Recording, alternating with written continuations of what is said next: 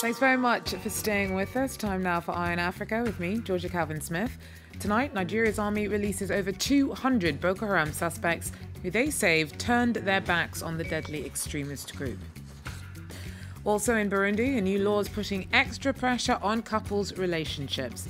Brought in last year, it gave unwed couples who live together until the end of 2017 to formally tie the knot. We check in. And since the city hosted the COP22 Climate Change Summit over a year ago, Marrakech has tried to apply some of the green principles discussed at the meeting. Several projects have been introduced, including a fleet of electric buses. But first, Nigeria's armies released 244 Boko Haram suspects who they say have turned their backs on the extremist insurgency. The militants have killed more than 20,000 people during their 8-year uprising, and operations from a joint regional task force have managed to put pressure on the group and scale back the threat it poses. However, attacks keep coming, and the risks are still substantial.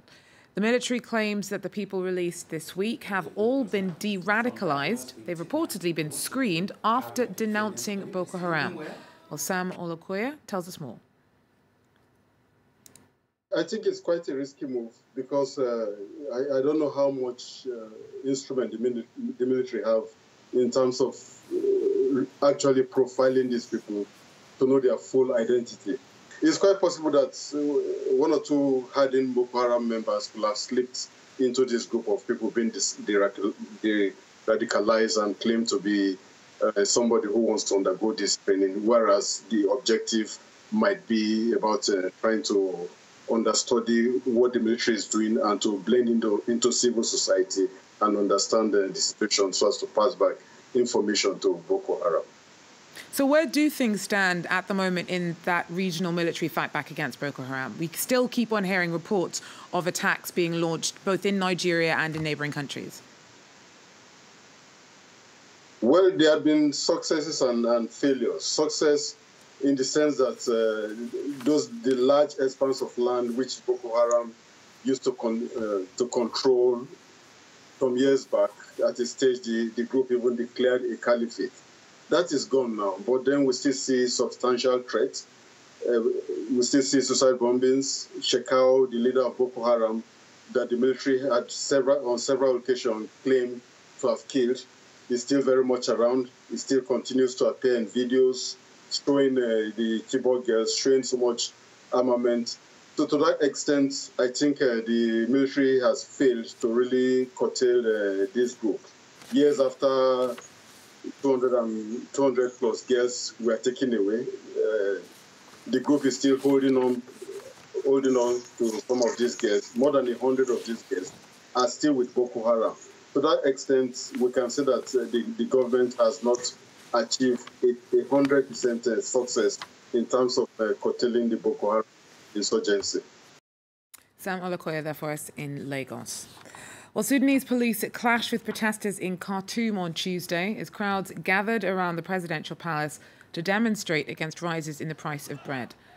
That's more than doubled after the government decided to stop importing flour and allow private companies to bring the staple into the country.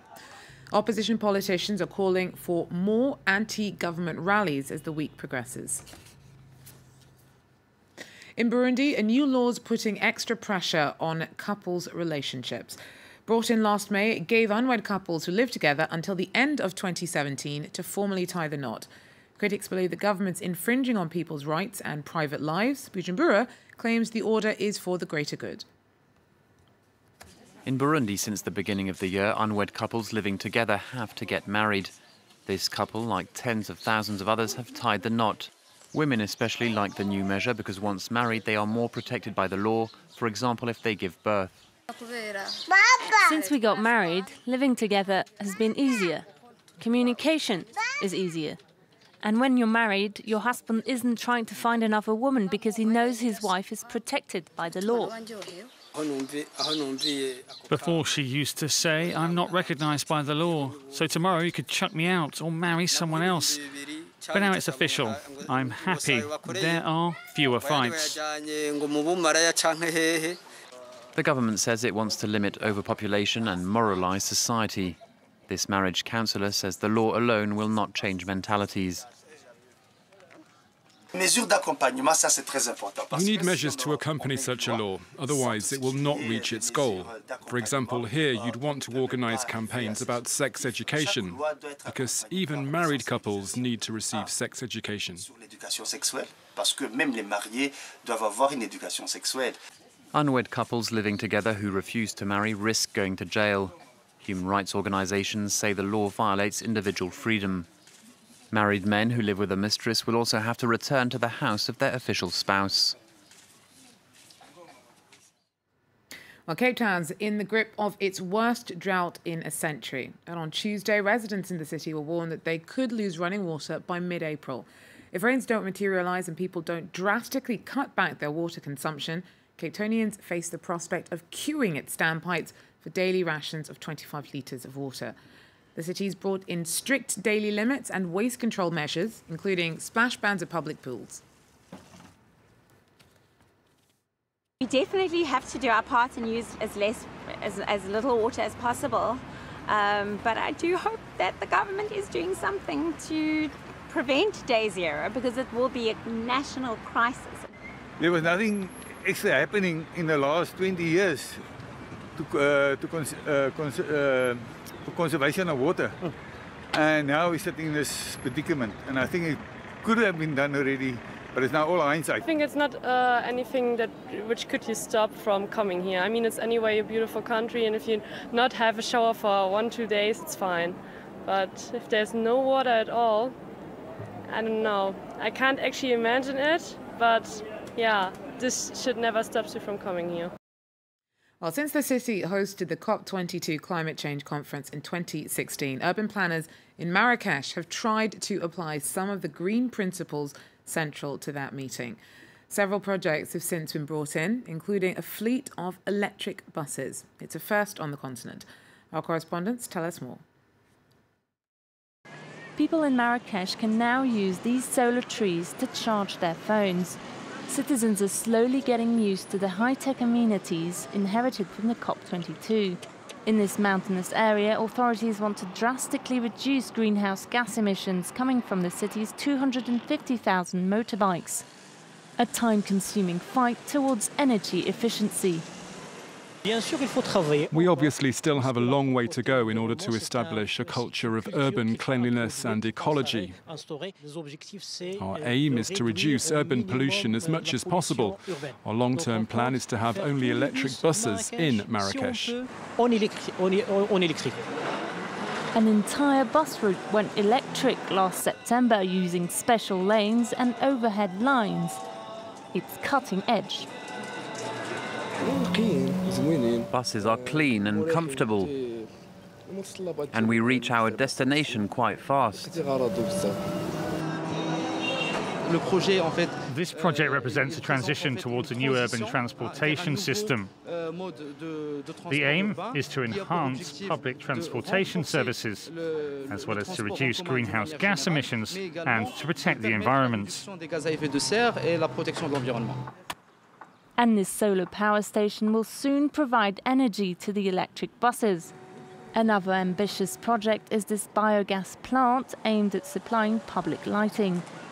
Marrakech is hoping to become a model of green energy for other cities in Morocco. And before we go, pictures from the second day of the continent's most important cycling race at Tropical Amisa Bongo in Gabon. It kicked off on Monday with the first stage won by Germany's Lucas Carstensen of the Bike Aid team after 146 kilometres of the race.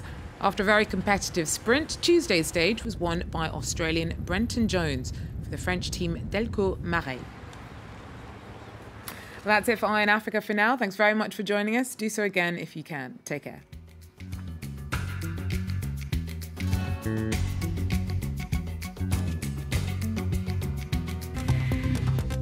The Observer's Direct. Ici en Tunisie, sur le mont Semama, notre observateur Adnan Hilali initie des jeunes à différentes activités artistiques. C'est une façon pour lui de lutter contre leur envie d'émigrer vers l'Europe, alors qu'aujourd'hui, la Tunisie fait face à une vague de départs clandestins vers le vieux continent sans précédent depuis la révolution de 2011. Nous irons à la rencontre de ces jeunes et de leurs rêves d'Europe qu'ils imaginent parfois en véritable paradis. The Observer's Direct on France 24 and France24.com. Special event. He promised to put America first. 1 year after the inauguration of Donald Trump, we're in Washington for a special edition to see how the United States sees itself on the world stage and how the rest of the world is recalibrating. Watch events unfold on France 24 and France24.com.